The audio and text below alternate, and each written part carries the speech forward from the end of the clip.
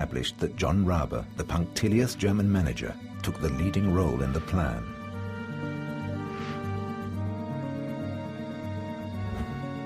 For now, he is isolated.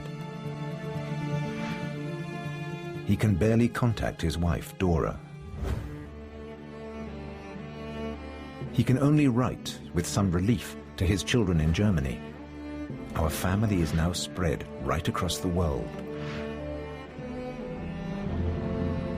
His distant homeland is important to John Rabe. He was born in Hamburg in 1882. His sea captain father was a strict disciplinarian and brought up his son as a perfect subject of the German Empire. But he also gave John a love for travel. His first name came from an uncle in Australia.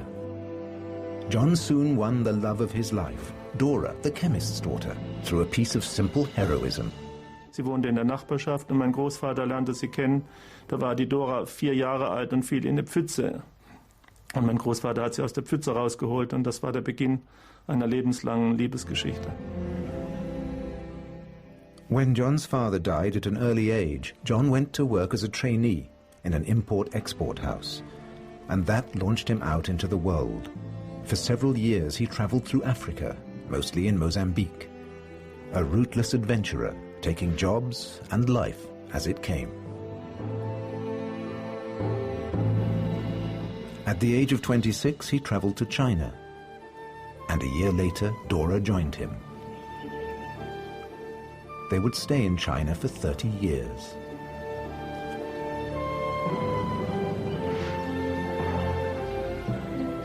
这个地方打一段工，那个地方打一段工，都没有稳定下来。就是一直到他加入西门子以后，他就再没离开西门子公司，而且他觉得这是一个很大的公司，他能够成为这一员，他非常珍惜。那么后来又把他派到南京，他就很不适应。The houses were dripping with damp, he would say, and the cracks in the floor were so big you could talk to the neighbors through them.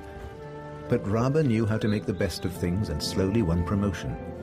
Siemens built turbines, telephone exchanges and hospital equipment. Rabe became general manager of the Nanking branch. He went back to Germany only twice, but he pinned his hopes for the future on a distant authority figure, the Führer, Adolf Hitler. While sorting through his belongings waiting for the Japanese, Rabe found a poem written by one of Hitler's most loyal lieutenants, Baldur von Schirach. This is the greatest thing of all. He is not just our Führer and our nation's shield. He is himself, simple, strong, standing tall. While in him sleep the roots of all the world. His soul may reach to heaven, to the sky, but he is still a man, like you and I. Rabe took it literally. He believed every word. That gave me courage again. A simple, straightforward person like you or me wouldn't just feel sympathy for the sufferings of his own people, but also for the people of China. Rabe believed and continued to believe that the Führer would stand by him. In 1934, he joined the Nazi Party. Wollte, dass die Eltern Geld vom Reich für die Schule bekommen, weil die sehr teuer war. Und da musste jemand in die Partei eintreten. Immerhin wusste er so viel, dass die Eltern das nicht gerne taten. Also trat er ein als der Gründer dieser Schule und er hielt es für richtig und klug. The German school, part of the privileged post-colonial lifestyle of foreigners in Nanking. For Rabe, joining the party was no sacrifice. For a while, he would even be regional party leader in Nanking.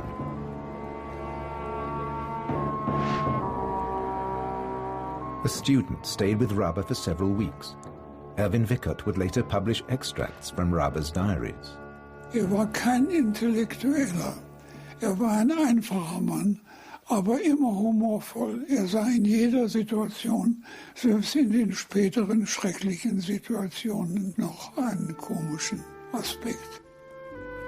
Rabe loved to sketch, especially ravens, the translation of Rabe's name from German. and he accompanied the drawings with little ditties that helped take the pressure off when times got bad. Even in the darkest days when the bombs were falling.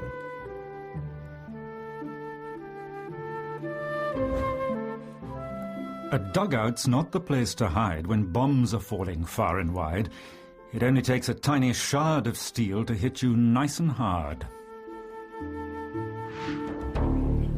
The Chinese Defense Army in Nanking mobilizes all its forces. The capital is to be defended to the last man. Those are the orders. But sandbags piled against the south gates will not stop the Japanese. Generalissimo Chiang Kai-shek is China's dictator. He chose Nanking as the new capital of his nationalist government. It has supreme symbolic importance. It has the same significance for the invading Japanese. They've been extending their influence on the Asian mainland since 1931, when they burst from their Korean colony to occupy the Chinese province of Manchuria. It took them just 5 months to take a country half the size of Western Europe. Tokyo needs natural resources, above all, oil. Back at home, things have been going badly. Earthquakes, stock market jitters, and finally, after the Wall Street crash, Tokyo's markets collapse. The rural population are suffering most, sinking further and further into poverty.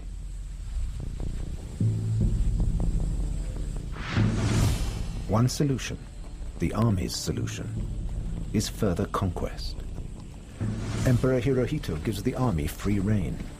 Power goes to the people who proclaim the Japanese the Asian master race.